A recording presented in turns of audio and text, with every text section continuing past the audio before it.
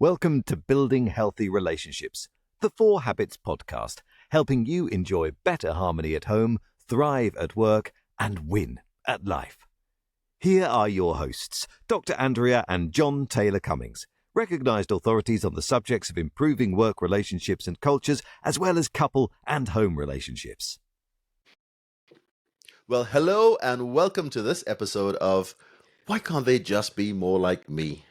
We've shared it, and we joke about this in the past, but we've shared before that I used to think I had the right way to do everything, and Andrea just had some funny ideas, and she still does. She'll tell you herself, but it's a really serious question to ask, and it's one that lots of people ask in relationship land. It's just, why can't they just be more like me? Life would be so much easier if they were like me. Isn't that the truth? Isn't that right? And yes, I still have my own what you call funny ideas. Funny ideas. It's just the different perspectives that I have on how you might think about things. And that was a challenge that we had in the beginning, where our differences, our different strengths were misunderstood. Actually, it was more that they were disregarded or dismissed. Yeah.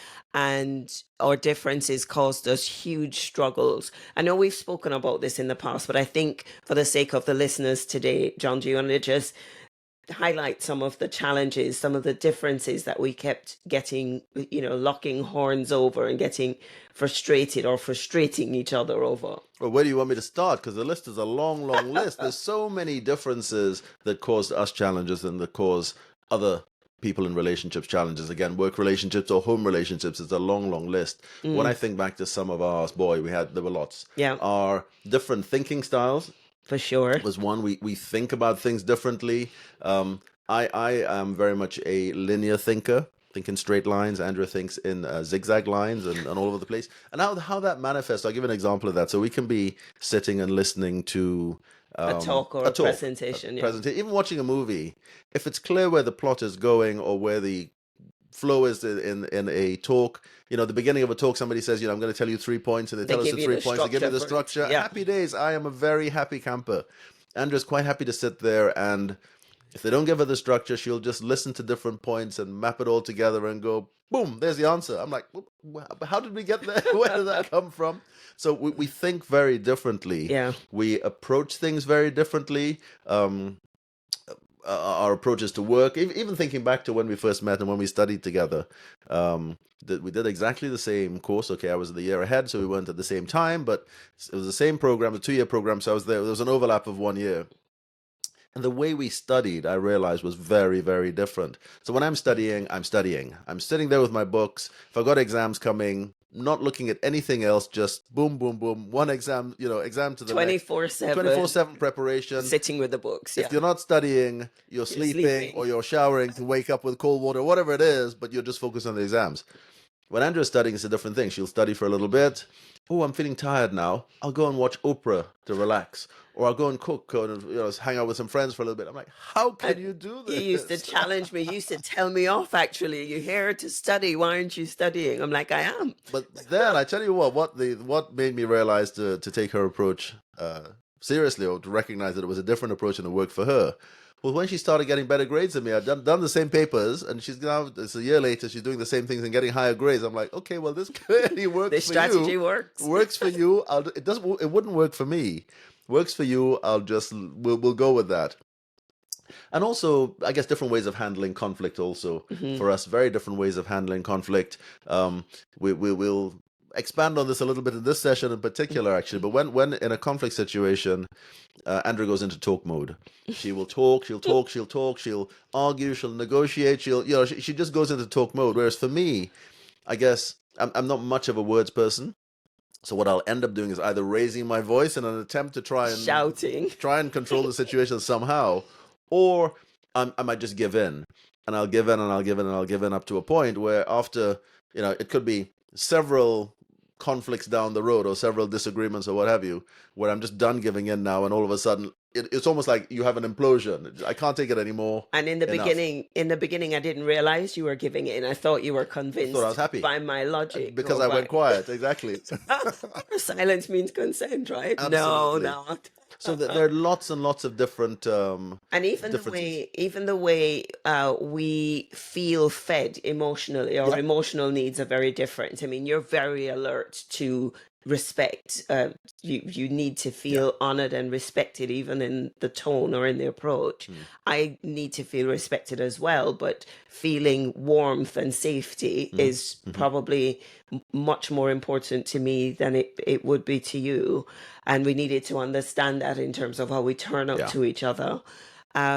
What else? I think just our general personality tendencies, how we, the preferences that we have around, for example, how quickly I might get bored. My personality is more Very quickly, big very picture quickly. thinking, very much around having the ideas and the creativity and the just the direction of travel. But once we've cracked the nuts, once we've figured out what needs to be done, and I might do a little bit of implementation, but implementation through to the nth degree is like putting me in a That's straitjacket. not So you. somebody That's else not can you. do it, Yeah. but that's very much Yeah. you. You know, the attention to detail, where you actually get a kick out of finishing things 100%.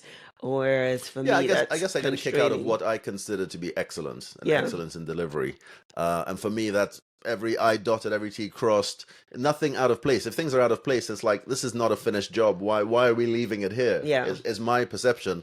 And I, of course, expected that everybody else had that perception. And that's where the frustrations crept in, because I then came to realize that not everybody has exactly the same expectations. And also the value of 80/20, Yeah, because exactly. the flip side of the attention to detail, even though you'll get absolute quality, which I Yeah. learned to appreciate, sometimes going the extra 20% doesn't deliver a worthwhile, Well, return on the even effort. more than that, it doesn't deliver worthwhile return on the effort, but also there can be an opportunity cost that comes with that. Yeah. Going that extra, getting from 80% to 100%, it takes time, takes effort, takes energy, and it takes time, effort, and energy away from other things. Yeah, without Question is, delivering the value exactly. The question is, necessarily. what are you sacrificing to deliver that last 20% that maybe you didn't need to do that? You could go and spend that last 20% on something else. So the point is, through all these differences, Yeah. we've both had to learn so much. And one of the things we had to learn was how to have the conversation about the differences we were experiencing,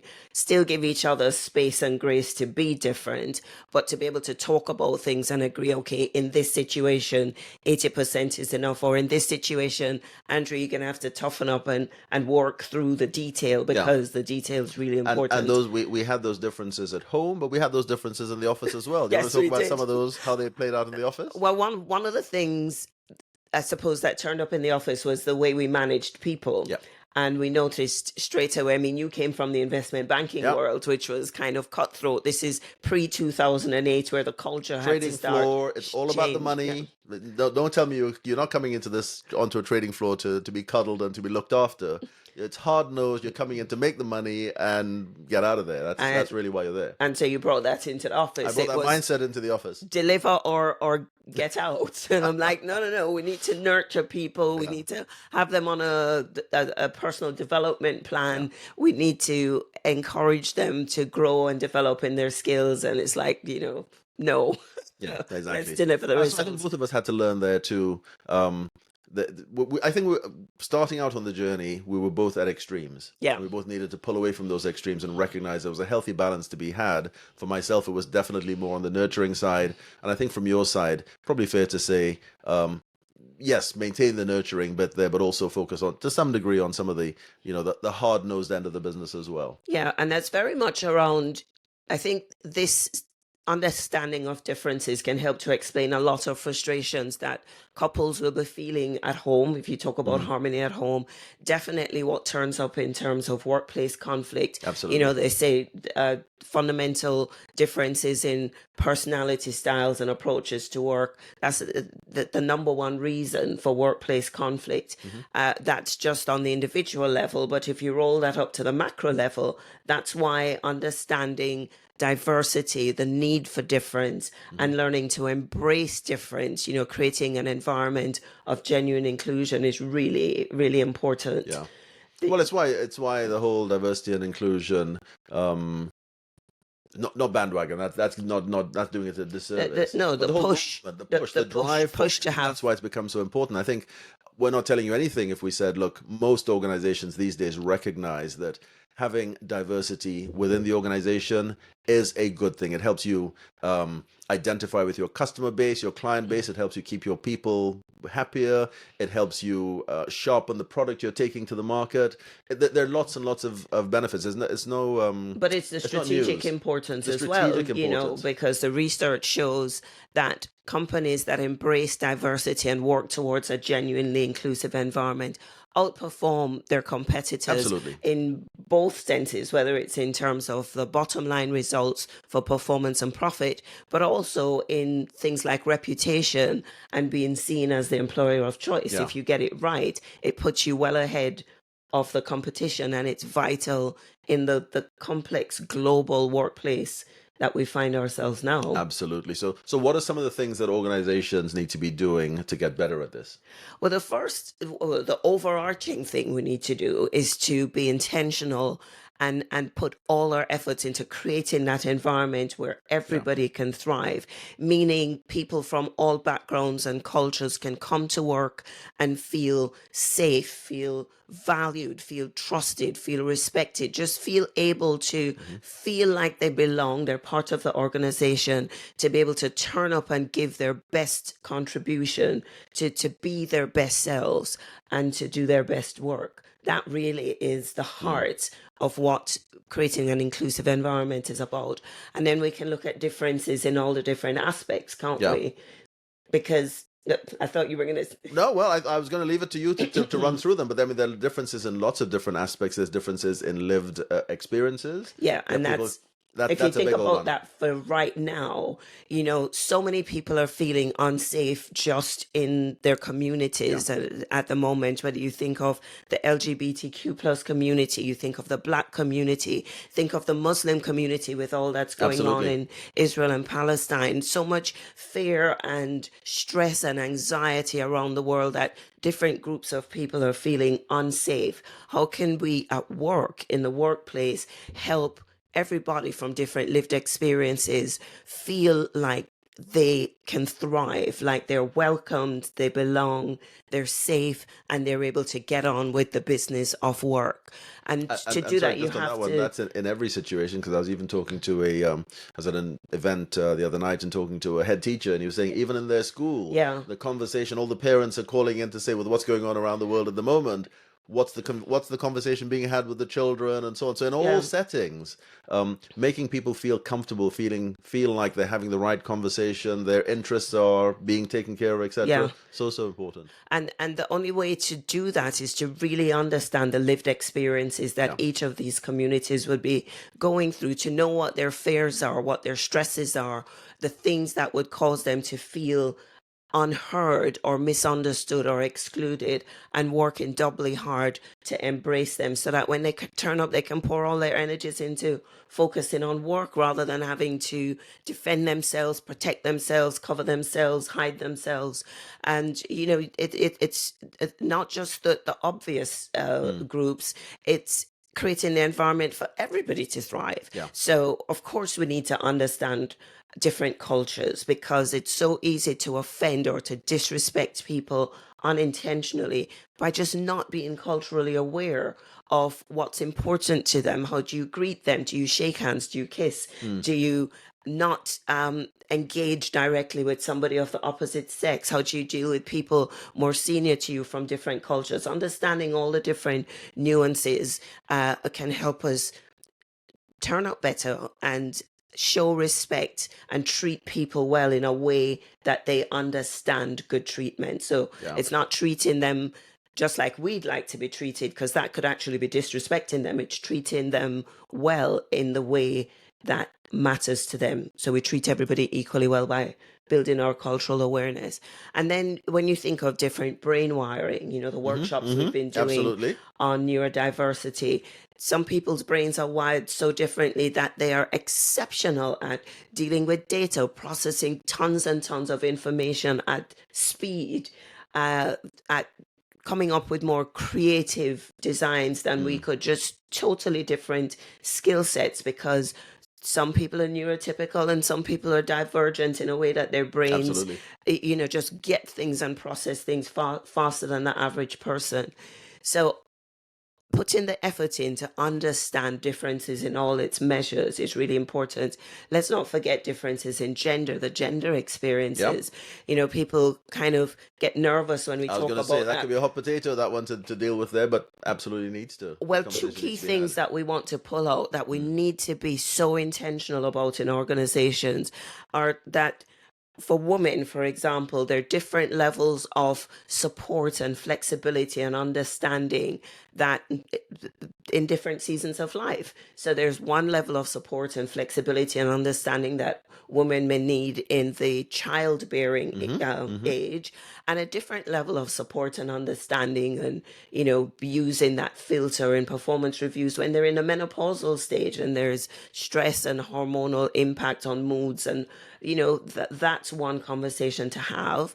But let's not forget the men. Let's not forget the men. They have their own challenges, their own, what's the word I'm looking for? Their own stresses that they're dealing stresses with. to deal with. I mean, the stats that we showed the other day, didn't we? That was frightening to frightening. understand. What was it? It was mental health. It was saying that midlife, 40 to 49 years of age, that men are at a high risk of suicide, and actually 3 times as many. I don't want to use the word successful suicide, but completed suicides, I think, is 3 what times they as talk many men about. die from suicide than women. And women, that is just shocking, and that's not spoken about enough. And that's part of this cultural expectation, at least here in the West, maybe in many parts of the world, where men are not supposed to show vulnerability, certainly not don't open up about emotions, expressing emotions or processing emotions well, not going for kind of psychotherapy or talking about their issues to the extent that women do. And, part of all of that, unfortunately, fuels this desperately too high rate of suicide among men. So everybody needs support.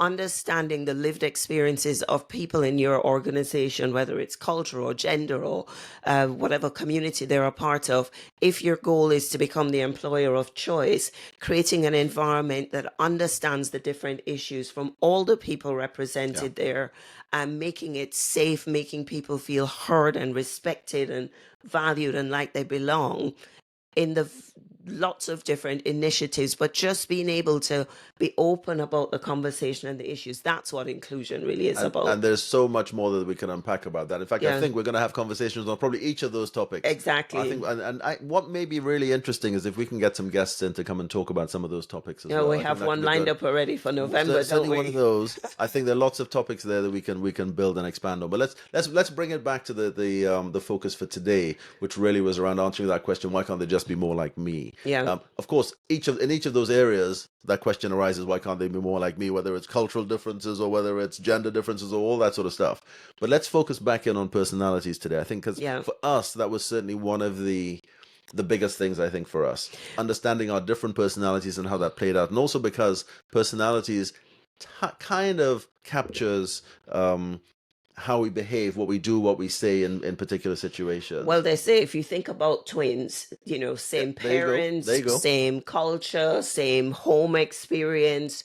It might even be the same gender. You could have twin boys or twin girls, but the thing that will differentiate them is the personalities they each turn up with, and you start to get to, over time, well, parents will recognize it straight away. But in the workplace, they're never the same. The personalities are different. So in that one-on-one interaction, more than anything, it will be the personalities that you experience the differences with the most. So and we certainly experienced that. There's so many things that we had in common, same degrees, same professional experience, same kind of Afro-Caribbean background, but one-on-one we came head to head. She wasn't me. And I'm still not.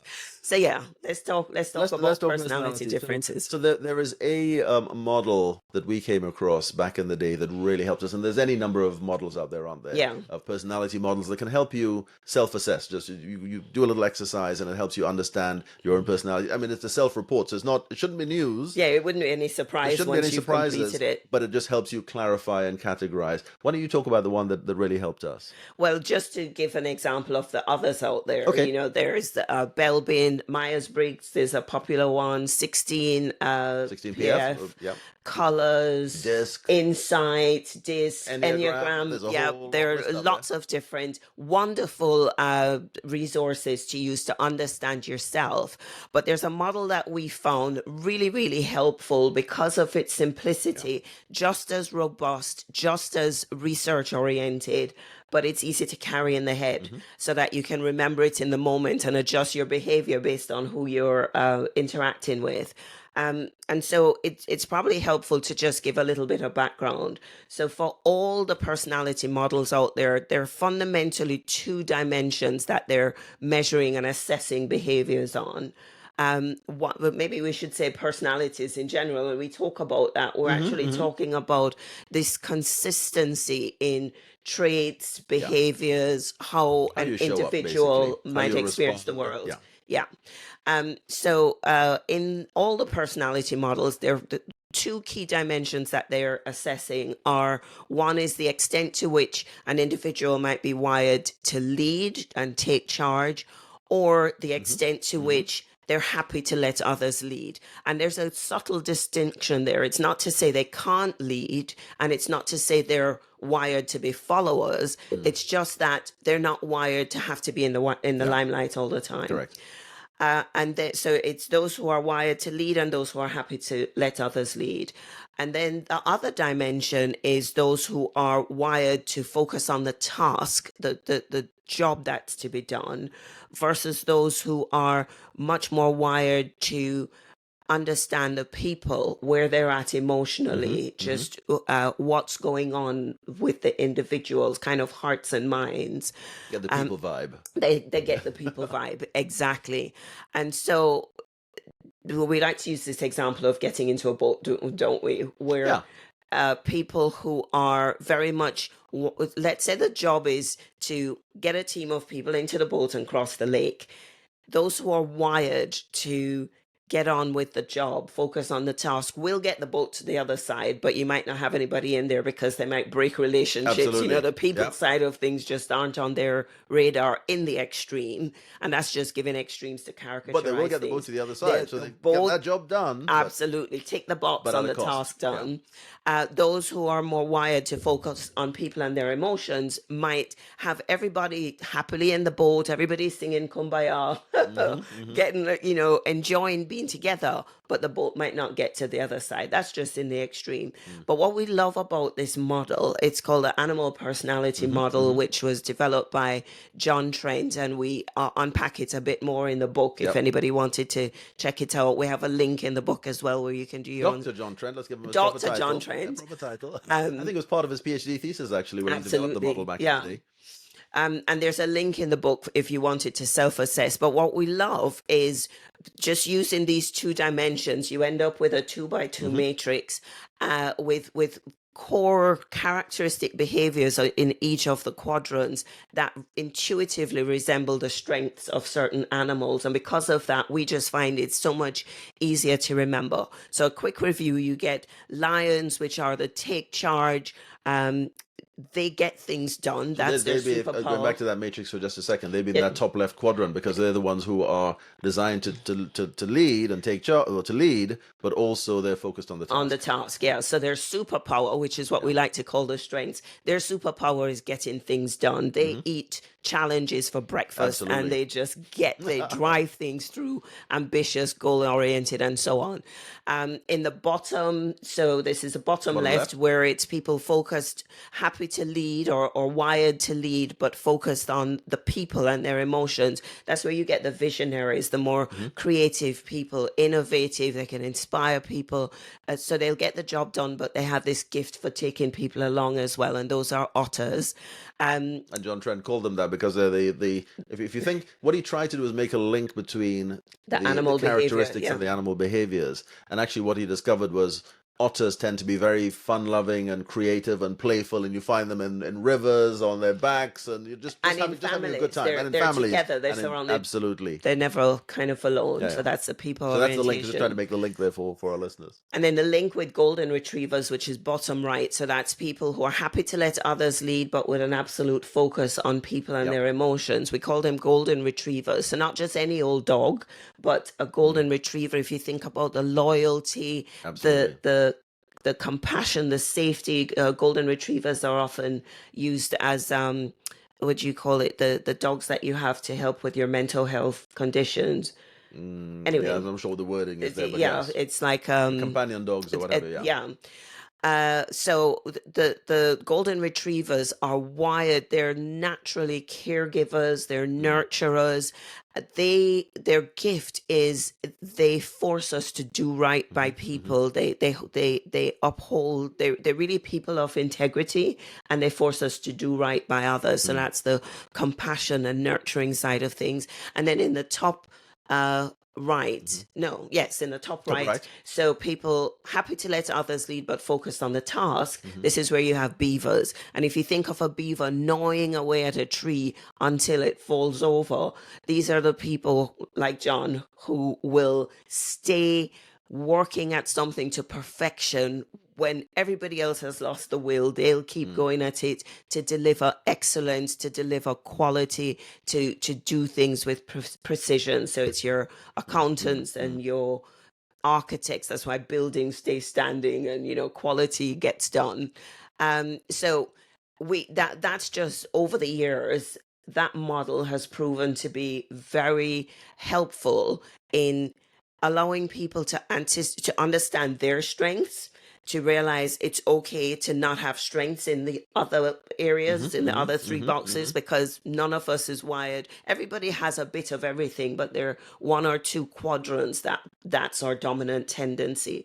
And when you understand that, you can create much better teamwork as a couple or in an organization. And that's really where the power comes from, doesn't it? Because when you understand that, you can work better as families, as teams, as in workplaces, just wherever you are. Once it's more than one person, you can work much better with that understanding, because now you have an understanding of your own strengths, but of also your own weaknesses. And all of these things are relative, but your own relative strengths and your own relative weaknesses. And having that is really what allows you to then work together better as a team, because now well, I'm really good at this, but actually these other things here, they kind of frustrate me or they zap my energy. I'm not so good at those other things. Yeah. And what's really interesting to recognize is that some of those other things that might zap my energy, other people do happily all day long. With no stress. With this ease, yeah. Exactly. So why not let them do those things? Yeah. Now, it's not to say I need to pass on all those things to them all the time or just pawn them off onto them. But there'll be times when I can play to my strengths and let them play to their strengths. But equally, there'll be time where I need to step up in areas where it might frustrate me a little bit. But okay, that's not the end of the world. I can still do some of those things. So it's not letting me off the hook for some of those things, but it's just saying, let me play to my strengths, I'll let you play to your strengths, and then we can cover for each other. Exactly. It's this concept of allowing people to be in flow, which is where their energy just naturally delivers at a much higher level than if they were constantly being challenged to work through things. And it's this other concept of working in stretch, which is where you get to grow and develop and become more, versus stress, where too much of what you're doing is stressful. So you can't be in flow and you're just using up a lot of energy because it's an ill-fitting suit that you're being forced to sit in. And the more we understand that, the more we can create good teams. Yeah, I was going to say the other beauty or the other power of understanding these things is once we understand our relative strengths and weaknesses, we also recognize that actually there are some blind spots in there that this allows us to cater for. Yeah. Because if I have strengths in all these different areas, but I have a couple of weaknesses, and everybody else around me has the same strengths and the same weaknesses, then who's going to take care of all those weaknesses? Yeah. We've got some blind spots. There's some areas that we're just not focused on, and we might be missing things. Yeah. So if we go back to that example of us in the workplace, for example, if everybody else was like me, like it was on the trading floor, the blind spot was the people side of things. There was no nurture, no care. No nurture, no care, which no is why there was such a... Well, the HR team had their work cut out for them, but it just meant there was a very high revolving door. People would come for a little bit, try and make a little bit of money, try and get on with the culture. But after a while, they're like, I can't do this anymore. I'm out of here. Yeah. So I you think need to find that balance and cover some of those blind spots. Yeah, I think we're going to have to do a part 2 on this because there's some examples that we wanted to share around There's a how whole this load of plays examples, out and why it's so important to get it right for the sake of healthy teams, healthy couple relationships, learning how to embrace difference, really give people space to be different, but also why that's the only way to really survive well in the world that we find ourselves in, is to understand and embrace diverse perspectives, to produce better products, to create a healthier culture, to have this more inclusive environment where everybody can thrive. So it's not about doing a little bit for some of them to want to join us. It's about creating the environment for all of us to thrive together. And countering that that question that we started out by asking, why can't they be more like me? It's actually challenging that and say that's the wrong question. You shouldn't be asking. Absolutely the wrong question. That's not the question you should be asking. What you should be asking is, how can I find people who are actually different to me? Where are those people? Because with those people, we can do a much better job at this. We can cover all those blind spots. We can, I can actually stop doing some of the things that frustrate me because other people will actually enjoy doing that. Thrive in it, They will thrive in that. Why don't I have some of those people around us? And it's that question that you brought up of who is missing, Yeah. being aware of who's missing or who are we not even hearing because they're so different to us. We've ignored them and not invited them to our little party. But who's missing so that we can have a much more robust approach to problem solving, to innovation, to creativity. That's the question. How can I actively go out and find people who are missing so that together we can deliver much more globally relevant products, services, solutions, and have much better performance and profit as a result.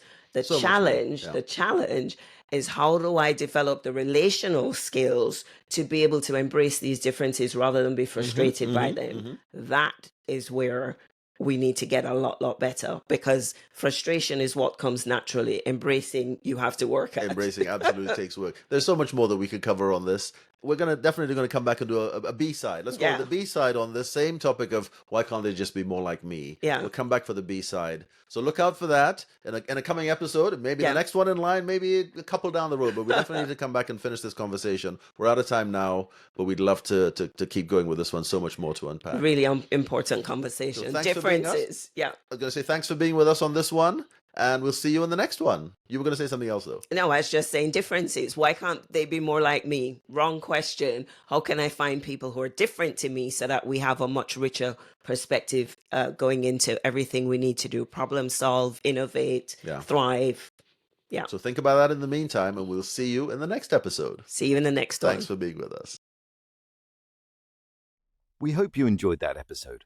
And if you did, and you want to hear more, the best thing to do is subscribe. Then you'll never miss an episode. There's a new one every Friday. You can stay connected with us on social media at The 4 Habits for updates, behind-the-scenes content, and to participate in discussions related to the show. We always love to hear from you. And of course, if you've enjoyed this podcast, please leave us a review on your preferred platform to allow us to reach more listeners and help people around the globe radically transform the way they do relationships, so they too can enjoy better harmony at home, thrive at work, and win at life.